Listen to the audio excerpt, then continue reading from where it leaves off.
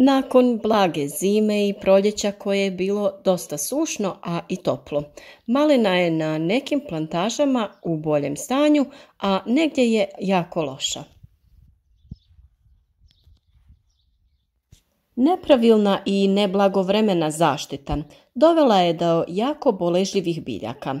Sve do zime malina se činila dobra. Međutim, u proljeće smo vidjeli da pupovi zaostaju u razvoju, a grane se ne razvijaju kako treba. Na jednoj stabljici u jednom dijelu grane budu normalne, dok u drugom dijelu stabljike grane su se posušile. Ovo je dosta česta situacija na malinjacima i u većini slučajeva okrivljuje se proljetni mraz koji je bio dosta čest i jak.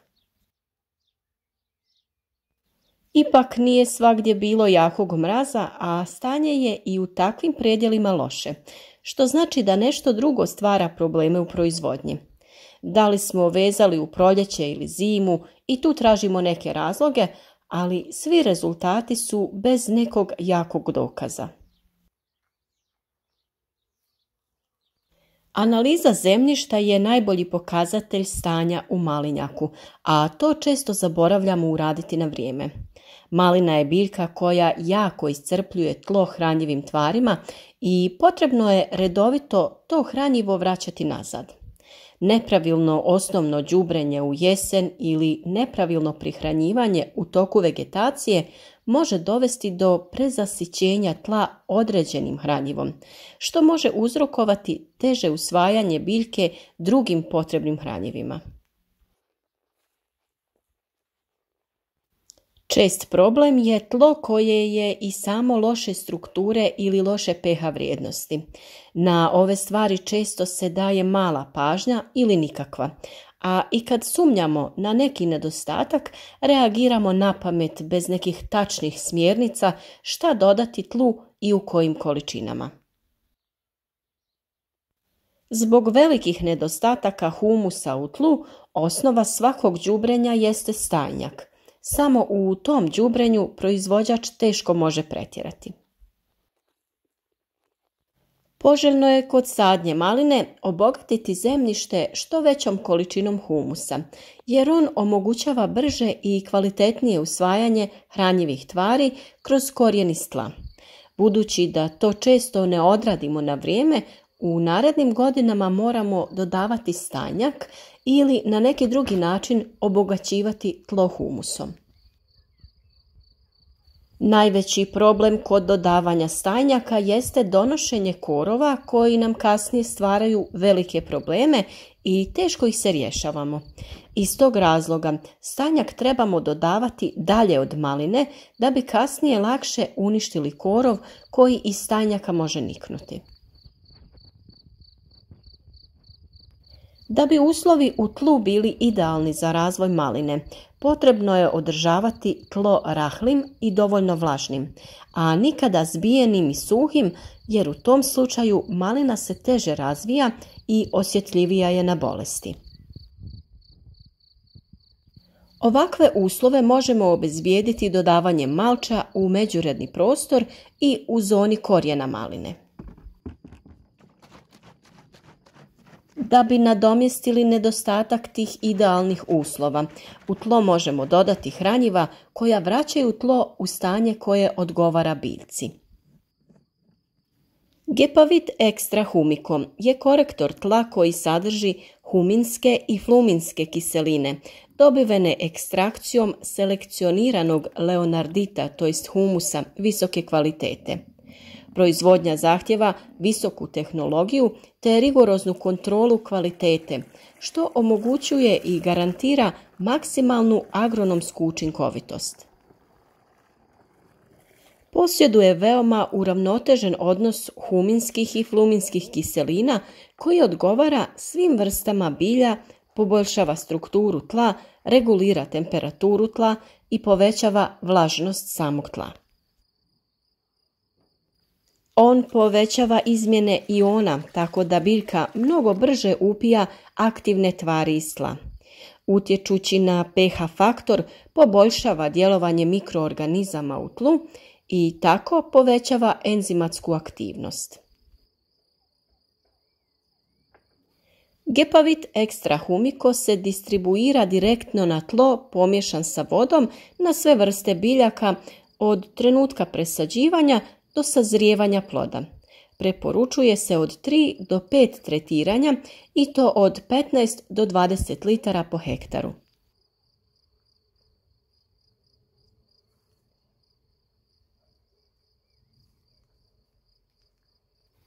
Ova hranjiva u kombinaciji sa malčem daju dobre rezultate jer korijen lakše usvaja hranjiva iz tla u kojem ima dovoljno vlage. Za malčiranje može se koristiti list iz šume, slama i sječka od drveta ili kore drveta. Za idealno stanje u tlu potrebne su godine dodavanja materije i njeno pravilno održavanje. Česta oranja i frezanja, a i dodavanje umjetnih gnojiva dovode do povećanja kiselosti tla, što uzrokuje slabije uslove za rast maline, a idealne uslove za razvoj korova.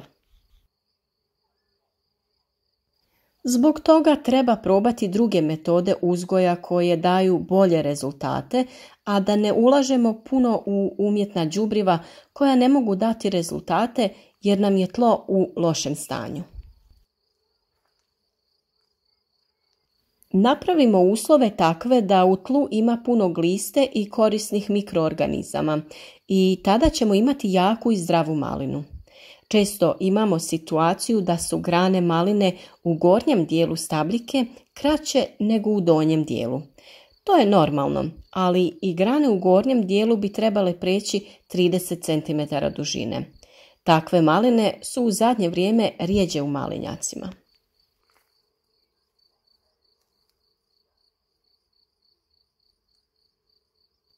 Sam urod maline ne ovisi samo o dužini grane, ali što je grana duža, imamo više cvjetnih pupova. Ako imamo pupove, tada je veća mogućnost da se iz njih razviju cvjetovi i plodovi. Dodavanjem bora u fazi cvjetanja poboljšati ćemo oplodnju cvjetova i potaknuti biljku na stvaranje novih.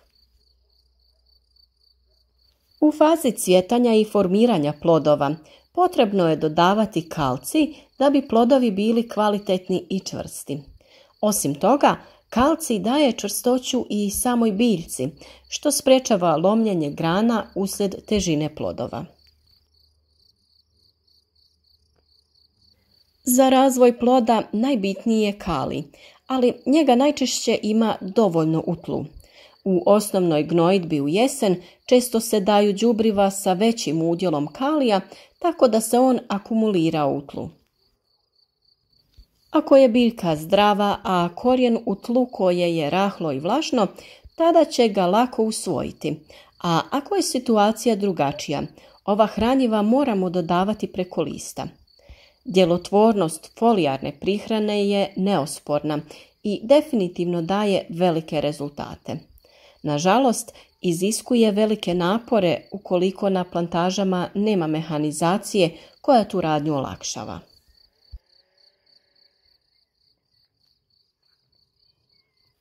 Malina je biljka koja ima velike potrebe za mikroelementima i na to treba obratiti veliku pažnju. Nedostatak nekog mikroelementa može se vidjeti na listu maline, a najčešće se radi o mikroelementima poput bora, bakra, željeza, mangana i cinka. Potreba za tim elementima je mala, ali su jako bitni u proizvodnji maline. Zbog toga je potrebno koristiti hranjiva koja u sebi pored standardnih azota, fosfora i kalija sadrži i mikroelemente.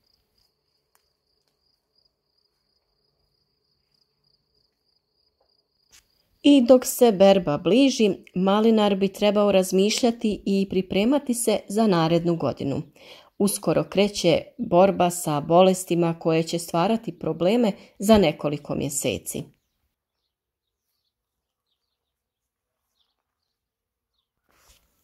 Tamo gdje cvijet još nije krenuo, potrebno je nanijeti zaštitu fungicidom da bi se spriječio razvoj bolesti u fazi berbe.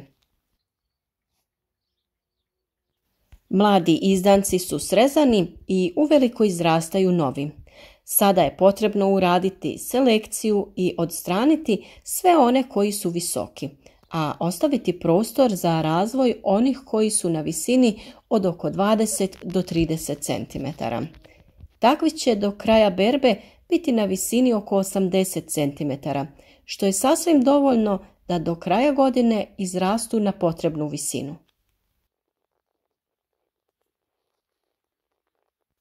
Ono što se obavezno mora uraditi nakon berbe jeste zaštita preparatom na bazi bakra kako bi te mlade izdanke zaštitili od bolesti. Ovo je jako bitan trenutak u fazi proizvodnje i zbog toga ga često spominjemo.